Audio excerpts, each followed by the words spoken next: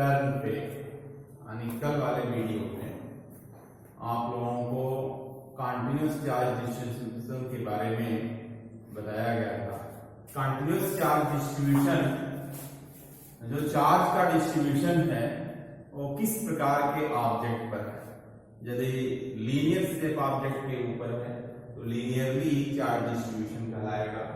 यदि वो seat type objects पर है तो वो सरफेस चार्ज डिस्ट्रीब्यूशन कहलाएगा।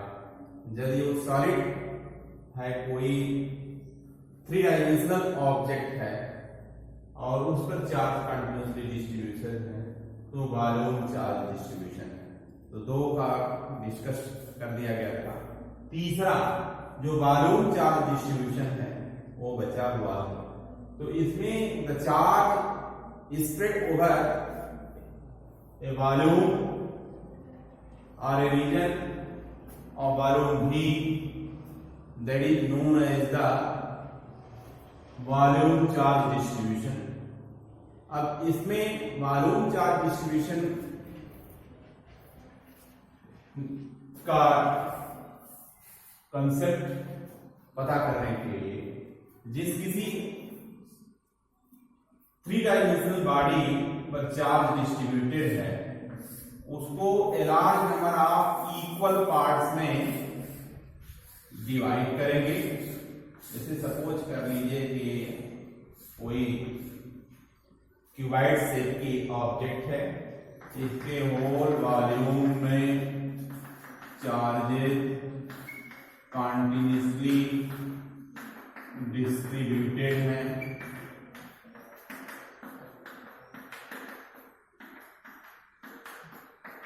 Q, कैपिटल Q सपोज कर लिया है, कैपिटल Q कूलॉम चार्ज इस क्यूबिकल शेप के ऑब्जेक्ट के V वॉल्यूम में स्प्रेड है। अब इसको a large number of parts में डिवाइड करेंगे और कोई एक इसका पार्ट लिया जा रहा है जिसका वॉल्यूम सपोज कर लिया जाए कि dV है और इसके अंदर जो चार्ज कंटेन हो रहा है वो dQ है। तो इस एलिमेंट्री पार्ट में वॉल्यूम चार्ज डेंसिटी निकालेंगे। तो volume charge density gamma is equal to charge in the elementary volume upon elementary part of the cubical object upon its volume. Then dq is equal to gamma dv. This will be the charge inside this elementary volume. अब यहां से किसी point P पर जहां Q coulomb charge है r distance away पर force या electric field निकालना है। तो electric field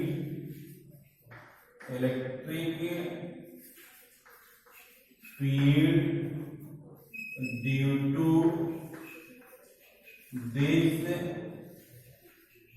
elementary part of the 3-dimensional object,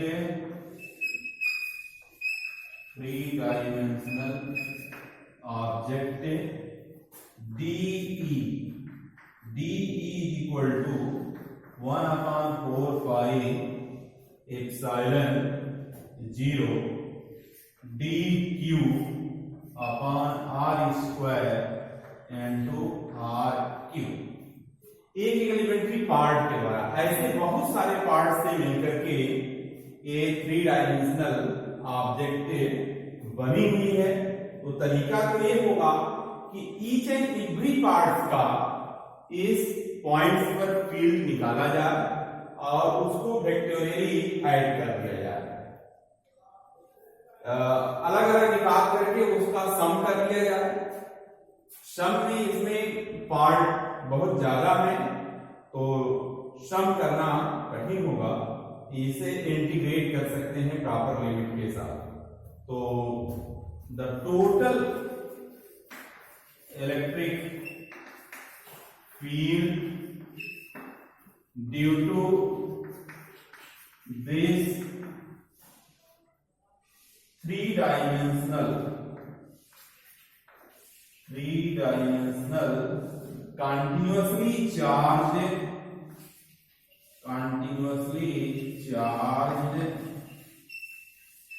object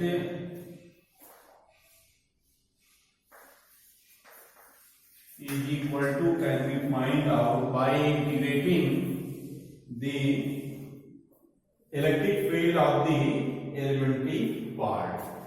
तो DE को इंटीग्रेट करेंगे 1/4πε0 dQ/r² total electric field suppose कर लें इस होल ऑब्जेक्ट के द्वारा E है, तो D का इंटीग्रेशन E, और यहाँ DQ के स्थान पर गामा dV पुट कर लेंगे, तो 1/4πε0 गामा dV/r²। इस प्रकार से ये इलेक्ट्रिक फील्ड निकाल सकते हैं कंटिन्यूअसली वॉल्यूम चार्ज डिस्ट्रीब्यूशन के द्वारा।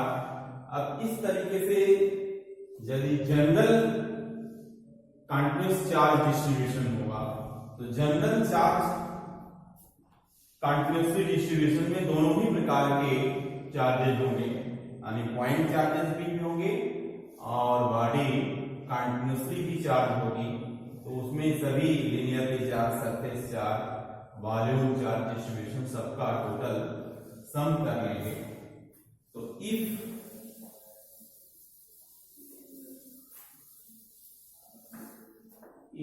the body is general charge distribution, then E is equal to E discrete plus E continuous E discrete 1/4πε0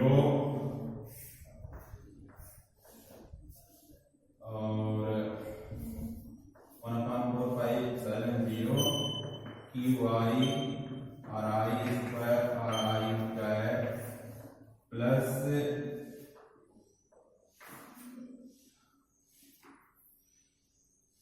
lambda DL R²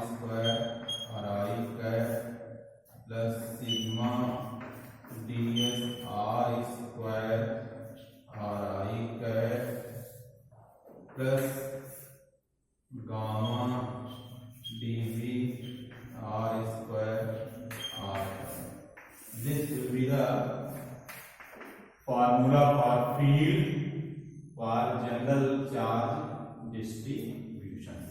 इस तरीके से इसमें कंटिन्यूअस चार्ज डिस्ट्रीब्यूशन में करना क्या है कि देखना है कि बॉडी लिनियरली है या सरफेस है या वॉल्यूम ऑक्यूपाई कर रही है, तो उसको large number of equal parts में डिवाइड करते हैं और उसका कोई एक एलिमेंट्री पार्ट लेते हैं, उस एलिमेंट्री पार्ट से रिक्वायर्ड पॉइंट्स पर फील्ड या फोर्स फाइंड आउट करते हैं।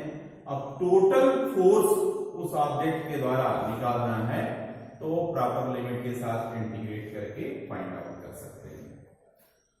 अब नेक्स्ट टॉपिक है इलेक्ट्रिक डाइपोल। तो सबसे पहले जाने कि इलेक्ट्रिक डाइपोल क्या होता है। तो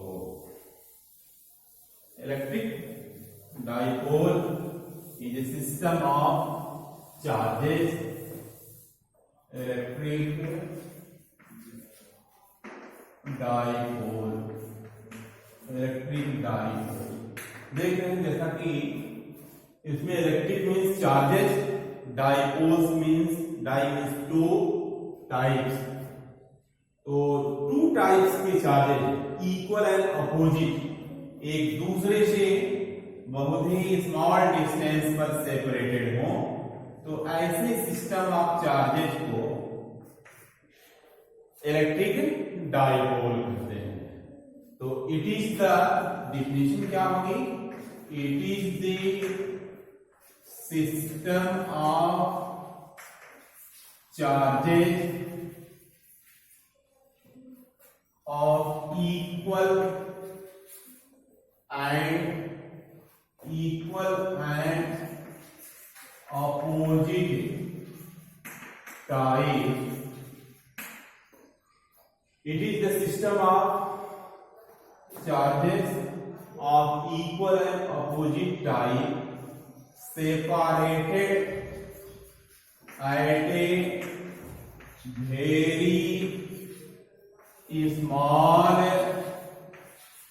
distance, then such type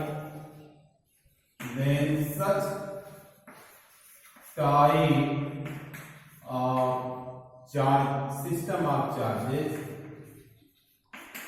is known as electric dipole. तो इलेक्ट्रिक डाइपोल में क्या है, two equal and opposite charges, दो बराबर और विपरीत मैग्नीट्यूड्स में इक्वल हो, नेचर में अपोजिट हो, ऐसे चार्जेस एक दूसरे से बहुत ही सूक्ष्म दूरी पर स्थित हो, तो ऐसे सिस्टम ऑफ चार्जेस को इलेक्ट्रिक डाइपोल कहा जाता है। जो सेपरेशन होता है उसको length of the electric dipoles या एक्सिस ऑफ इलेक्ट्रिक डाइपोल्स भी कह सकते हैं। तो A B, let A B be the electric dipole which is made up of equal and opposite charge minus q and plus q, separation between them is 2a। इस प्रकार से देख रहे हैं कि AB एक इलेक्ट्रिक डाइपोल है जो दो equal and opposite charges minus Q and plus Q charges से इनके बीच में टू वे सेपरेशन से बना हुआ है। अब नेक्स्ट इसमें जो टॉपिक आएगा electric dipole movement, electric dipole movement, electric dipole movement. Electric dipole movement gives the strength of electric dipole. Electric dipole movement क्या मेजर करता है, strength of electric dipole. तो it is vector quantity. Electric dipole movement is vector quantity and it is product of magnitude of either charge, magnitudes of either charge to the, it is product of the magnitudes of either charge and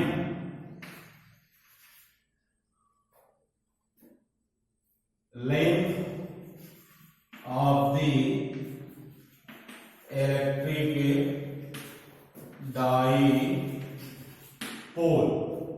आपकी किताब में भी लिखा हुआ, it is the product of magnitudes of either charge and the separation between the charges या length of the electric dipole. Electric dipole moment is denoted by P. P is equal to Q into 2A.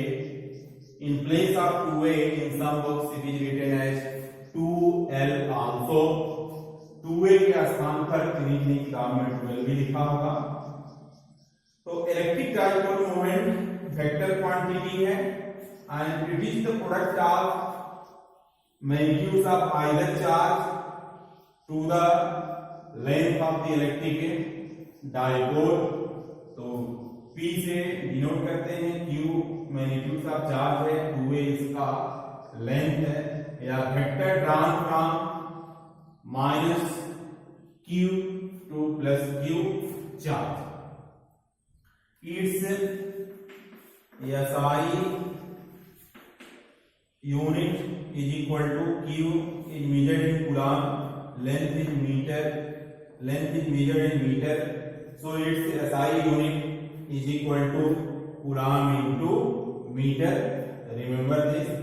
This is oftenly asked in examination. What is the SI unit of electric dipole moment?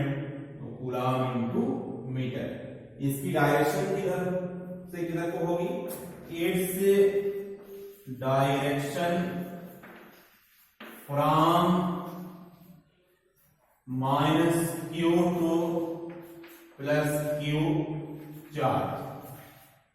चूंकि electric dipole moment vector quantity है तो इसकी direction negative charge से positive charge की तरफ होती है, यानी A से B की तरफ होगी. A पर माइनस Q कूलम रखा जा रहा है, B पर प्लस Q कूलम चार्ज रखा गया है. तो इसकी जो डायरेक्शन होगी minus Q to plus Q होगी. तो एक बार और मैं पुनः इसको रिवाइज कर रहा हूं. Electric dipole moment is defined as it is the product of magnitudes of either charge and length of the electric dipole. Let us suppose that electric dipole moment is denoted as P. Then according to the definition of electric dipole moment, P is equal to Q into 2A and its SI unit is equal to coulomb into meter. Its direction from negative to positive charge. इस प्रकार से electric dipole moment खत्म हुआ. अब electric field निकालेंगे electric dipole के कारण इसके एक्सिस पर, साथ ही साथ इसके इक्वेटोरियल प्लेन पर.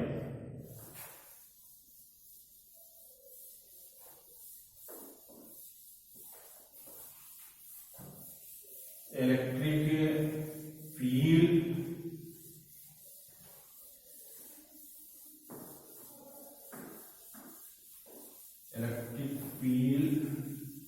Due to electric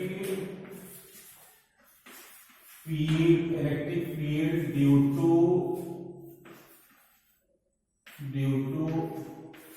an electric dipole at its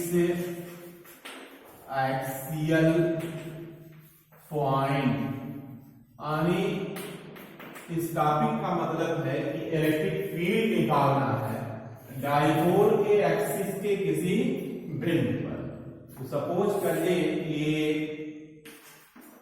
AB is an electric dipole which is made up of minus Q2 plus Q.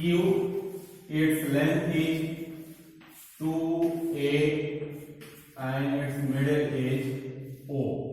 On its axis AB outside there will be a point B at which one want to find out the electric field which is r distance away from its middle point। तो ध्यान से सुने कि electric field के axis के किसी बिंदु P पर हम लोग फील्ड फाइंड आउट करना चाह रहे हैं इस इलेक्ट्रिक डाइपोल के कारण। तो क्या क्या चीजें मालूम है?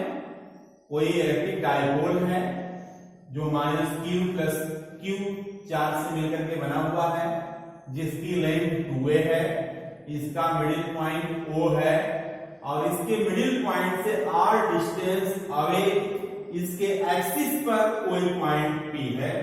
इस P पॉइंट्स पर इलेक्ट्रिक डाइपोल के कारण फील्ड निकालना हम लोगों का उद्देश्य है, निकालना चाह रहे हैं। तो -q plus q coulomb charge के कारण इस P पॉइंट्स पर अलग अलग फील्ड निकालेंगे। तो इसमें वही फार्मूला यूज किया जाएगा, electric field due to a single point charge वाला।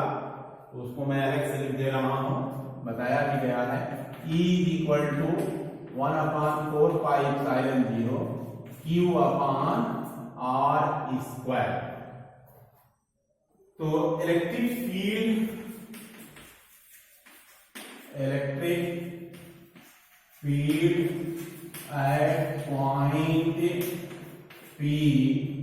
at point P due to the minus q charge E minus q is equal to 1/4 pi epsilon 0 q upon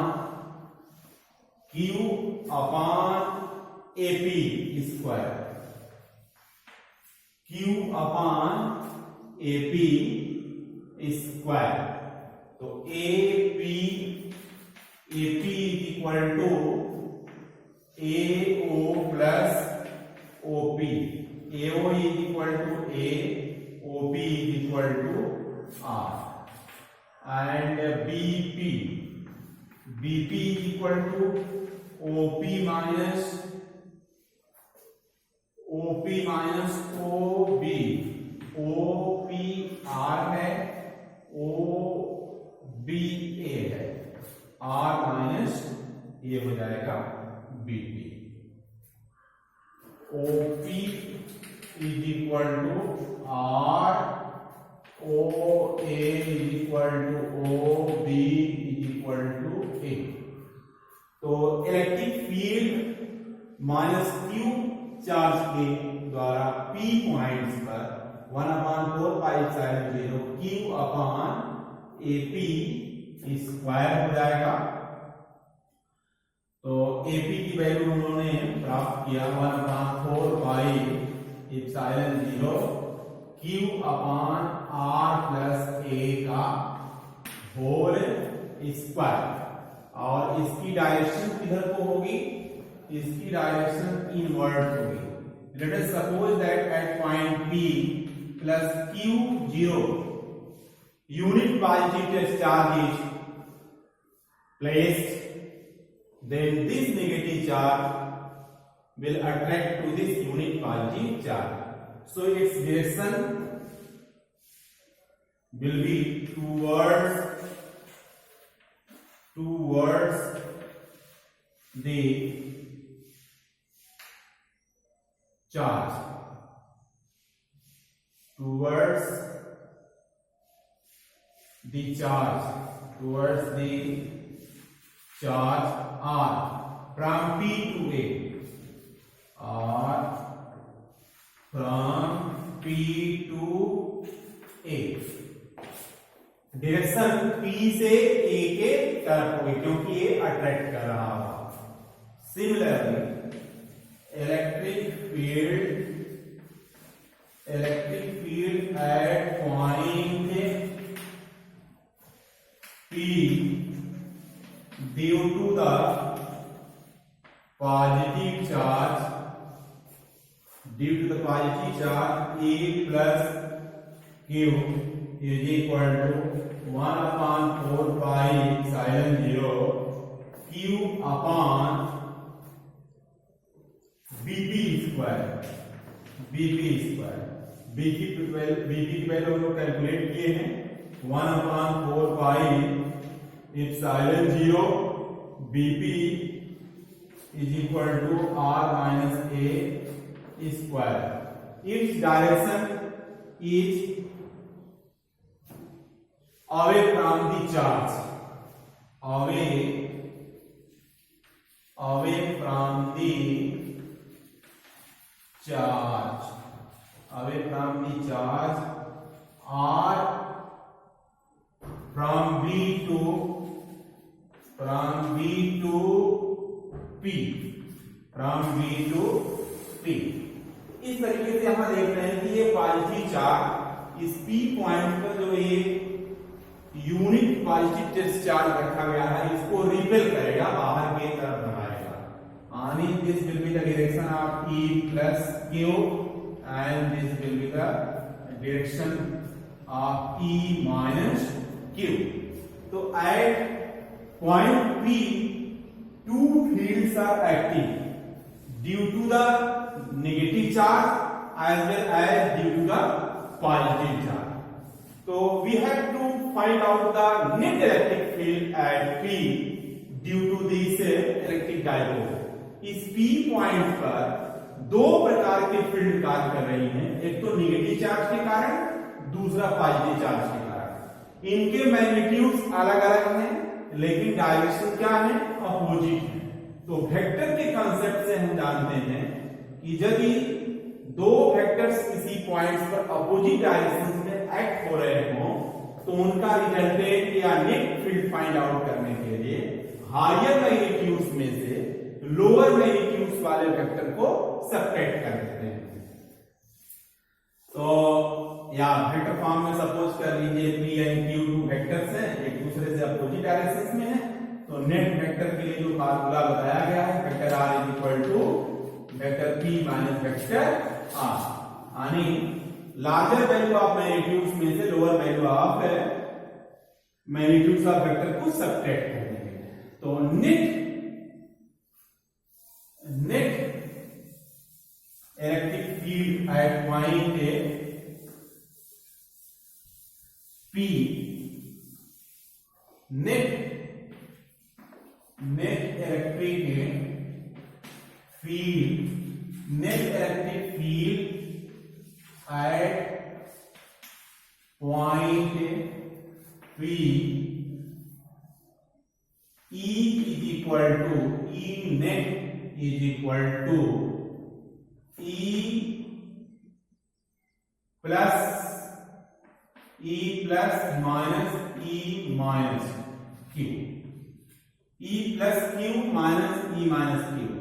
देखेंगे जो फार्मूला आया था इलेक्ट्रिक फील्ड्स के लिए 1/4 pi epsilon 0 Q upon इस negative charge से जो पॉइंट ऑफ ऑब्जर्वेशन काफी दूर है तो वहां पर इलेक्ट्रिक फील्ड लोअर होगी, लेसर होगी, और इस B पॉइंट्स के द्वारा P पॉइंट पर या प्लस Q चार्ज के द्वारा B पॉइंट्स पर जो फील्ड है इसकी वैल्यू ज्यादा होगी क्योंकि पॉइंट ऑफ ऑब्जर्वेशन इस प्लस Q से नजदीक है, इसलिए यहां E plus Q minus E minus Q लिखा जा रहा है। अब E प्लस Q की वैल्यू हम लोगों को मालूम है, Q 1/4 pi epsilon 0 R minus A का whole square minus Q upon 1/4 pi epsilon 0 R plus A का होल स्क्वायर। अब एक सिंप्लीफिकेशन है तो Q upon 4 pi epsilon 0 both term exist कर रहा है, कॉमन कर लेंगे, R माइनस A का whole square minus 1/R plus A का होल स्क्वायर। तो इसको दो तरीके से सिंप्लीफाई कर सकते हैं, ये फ्रैक्शन फॉर्म में हो गया, चाहे तो इसका एलसीएम लें और फ्रैक्शन का जैसे सिंप्लीफिकेशन वैसे कर लें, या एक चीज और देख रहे हैं इसमें कि ये टू नंबर्स का स्क्वायर एंड डिफरेंस फार्मूला भी यहां पर अप्लाई किया जा सकता है। देख रहे हैं 1/R माइनस A का whole square minus 1/R plus A का होल स्क्वायर। तो मैं स्क्वायर एंड डिफरेंस फार्मूला से इसका सिंप्लीफिकेशन कर देता हूं और आप लोग चाहें तो इसका सिंप्लीफिकेशन एलसीएम लेकर के भी कर सकते हैं। तो 1 upon r minus a plus r plus a in one bracket, in another bracket 1 upon r minus a minus 1 upon r plus a। जानते हैं a square minus b square equal to in one bracket a plus b in another bracket a minus b। इस फार्मूले से इसको simplify किया जा रहा है। फिर भी हमें एलसीएम की आवश्यकता पड़ेगी। तो r minus a r plus a r square minus a square हो जाएगा।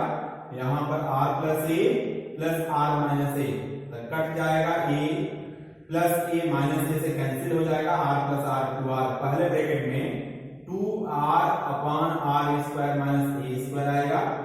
सेकंड ब्रैकेट में एलसीएम लेंगे r minus a r plus a, तो यहाँ r प्लस a आएगा माइनस r माइनस a, तो जब ब्रैकेट ब्रेक करेंगे तो माइनस r प्लस a हो जाएगा, यहाँ 2a आएगा और यहाँ दोनों का सिंप्लीफिकेशन करेंगे तो r square minus a square आएगा। तो इस तरीके से इसका जो रिजल्टेंट है E net is equal to q upon 4 pi epsilon 0 4ar